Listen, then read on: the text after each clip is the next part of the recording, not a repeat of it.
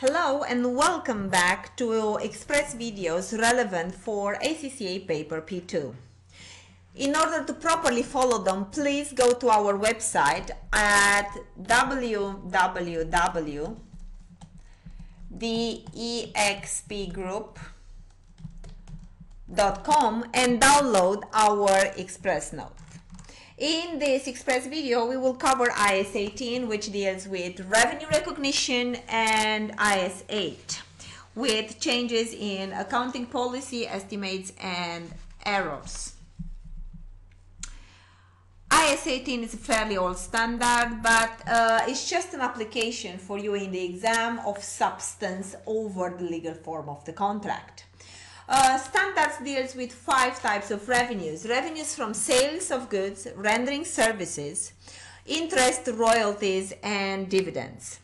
And the standard says the following: with respect to sale of goods, we will have to recognize the sale of goods when actually all the risk and rewards which are associated with the sale are passed from the seller to the buyer.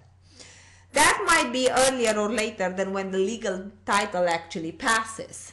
So there are 5 conditions to be met. So all associated risk and rewards must be passed to the buyer. The seller should not maintain any managerial control over the goods sold. The selling price, the cost of the transaction must be determined reliably, and it should be probable that future economic benefits will be enjoyed. Otherwise, if one of the conditions is met, this is basically not a sale. With respect to services, we will recognize services by reference to stage of completion.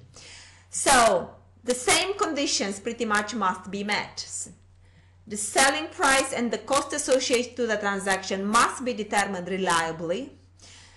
Revenue from rendering services will be actually recognized by reference to stage of completion, and the company should enjoy future economic benefits, meaning the receivable should be cashed if the sale is made on credit.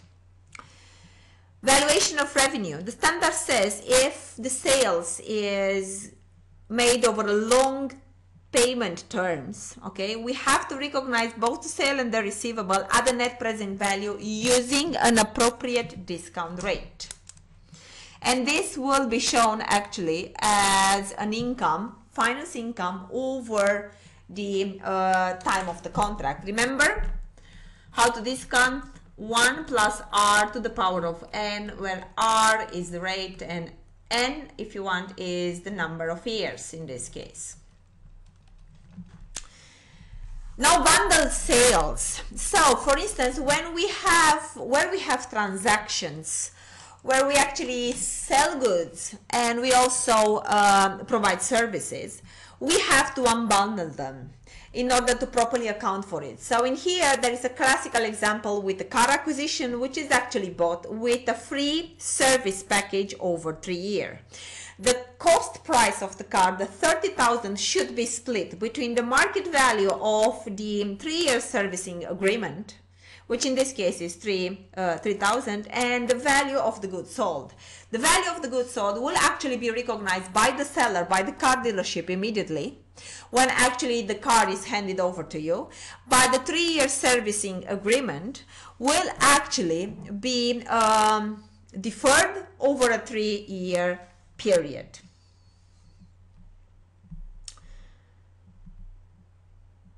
The questions, especially in part B in the exam, will actually ask you to apply the standard to a different number of scenarios, like, I don't know, factoring agreements, like loans received, like consignment inventory, sale and return basis, bill and hold agreements.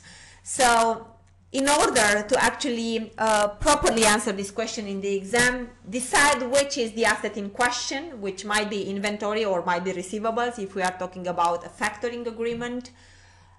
and then decides which are the risks and rewards which are associated with that particular assets, and the party which actually has more exposure to the risk and rewards, that party should actually reflect the asset in the statement of financial position.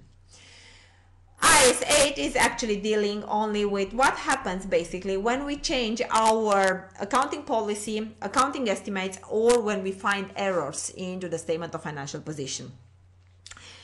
So the purpose of producing financial statement is to produce valuable information to our users. One of the characteristics of the information that the users are seeking is comparability of the information provided.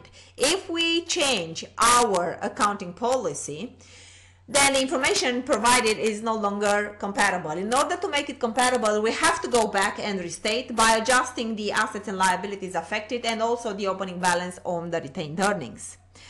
On the other hand, basically, if we change our accounting estimates, something like, I don't know, depreciation method, the useful life of the asset, provisions, tax payable at the year end, it's normal that this estimate will actually change from one year to another, and therefore the information should not be applied retrospectively, but only prospectively. Errors, on the other hand, when we find them in the accounts, those are not normal. So an error is basically an omission or a misstatement in the financial statements, but the information was actually available at the time we were producing financial statements. So whenever we find errors into the accounts, we have to go back and restate in order to provide useful information to the users. And what I just talked about, you will find detailed on your page 62 of the notes, where you have prospective application for a change in accounting estimates, retrospective application for a change in errors, and also a change in accounting policy.